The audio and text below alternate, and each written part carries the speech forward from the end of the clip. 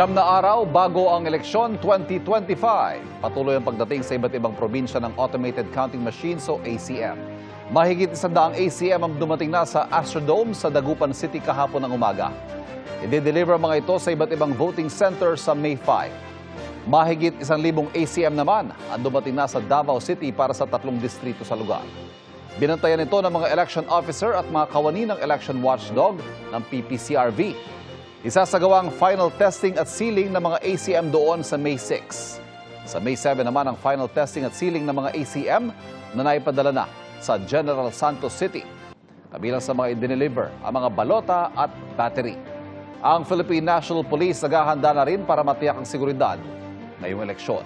Naka-full alert status ang PNP mula ngayong araw hanggang sa May 15. Ayon kay PNP Chief Romel Marbil, sa panahon ng full alert, bawal na mag-leave ang mga pulis.